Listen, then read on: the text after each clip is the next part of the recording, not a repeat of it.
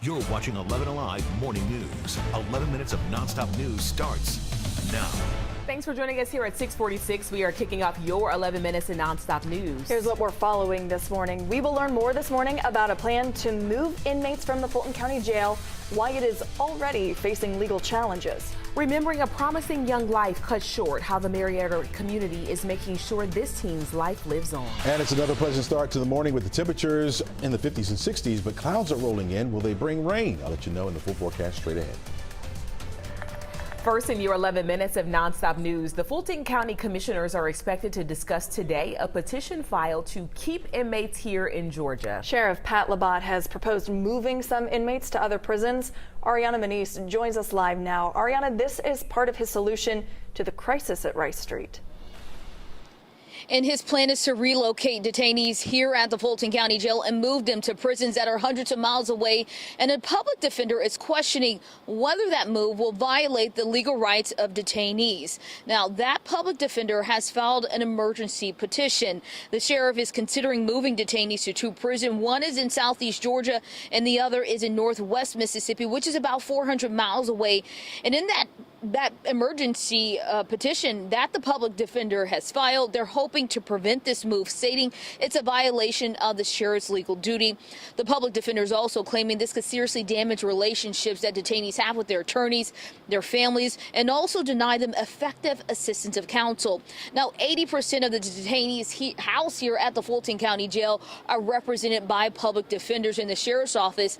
They sent us a statement saying that outsourcing inmates is the best and safest avenue for safely housing detainees until the case backlog is addressed and overcrowding is relieved. Now, this all comes as 10 detainees have died here at this facility, and the Fulton County Jail is under investigation by the DOJ. Meanwhile, the commissioners, they're expected to meet this morning at 10 a.m. Back to you. Ariana, thank you. In Cobb County, the community is mourning the loss of a promising and talented high school student. Liv Teverino was a junior at Marietta High School, a star athlete at the top of her class and a friend to everyone she met. Teverino died in a single-car crash Monday. Marietta police say she died after crashing her car along Burnt Hickory Road, less than a mile away from the high school. Classmates say Liv's spirit should serve as an example of how to leave a positive mark in the lives of others. In just a few hours, the Georgia Agriculture Commissioner will update us on the effort to get rid of the yellow-legged hornet. It's also known as the Asian hornet. It was detected last month near Savannah. It's the first time a live specimen of this species has been detected in the open United States. This is a smaller, distant cousin of the species nicknamed the murder hornet.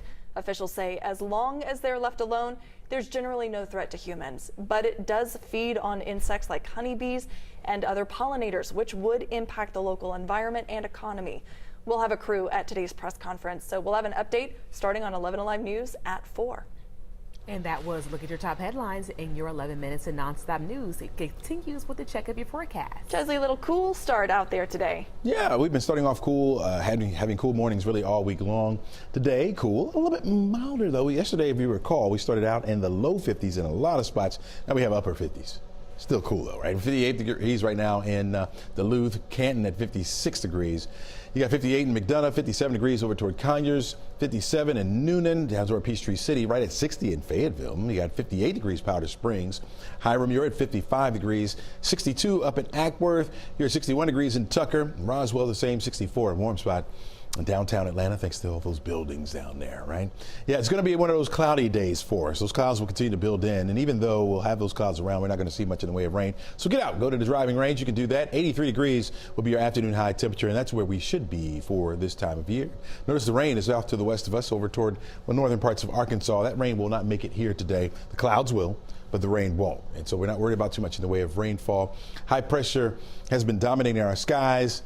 We had that nice northerly flow adding to the crispness of the air as it was off to the west of us. Now it's moving toward the east. We have an easterly flow coming in. Winds will remain light today. I'm thinking up to about 7 miles per hour or less for this afternoon. And again, we don't have to worry about any rain coming out of the clouds at all for today. A couple features around though will have us concerned as we head toward the end of the week. We'll be watching what's taking place back off to the west as it moves a little bit closer, and then down here to the south as well. Area of low pressure will get stronger or right along the stationary boundary down there to the south and bring in some moisture, but I think that area of low pressure will remain to the east of our area, far enough to the east that we won't get wet from this.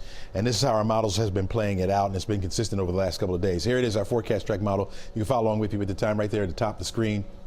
Shows the clouds thickening as we head toward the afternoon. We'll call it a mix of sun and clouds as we head through the day. Going to do it again on Thursday, looking at a mix of sun and clouds for the afternoon. Again, no rain coming out of the clouds at all. We'll stay nice and dry. Then it really starts to dry out as we head toward Friday. We may start off with a cloud or two in the morning, but by the afternoon, mostly sunny skies. There's that area of low pressure well over toward the east of us. It stays over there. It takes the clouds with it. And so we'll see nice sunny skies. We'll end the work week just as we started it with an 11 on the whizometer there, with temperatures getting up to 81 degrees. As we head into the upcoming weekend, 7-day outlook shows 81 degrees for the high temperature on Saturday. That'll be the first day of fall. We're looking at another 10 on the whizometer for Sunday with 82. The next best chance for rain really doesn't come until Tuesday of next week with a 30% chance for rain and 83 for the high. Your 11 minutes of nonstop news in Hall County, where a federal lawsuit alleges excessive force.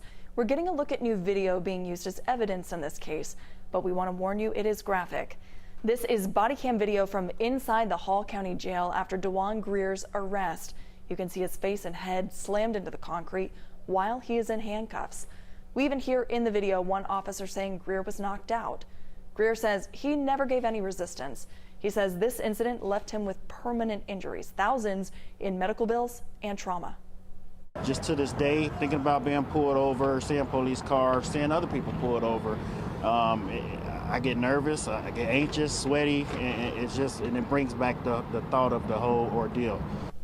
Turns out the reason Greer was arrested in the first place was because of a computer mistake by the state.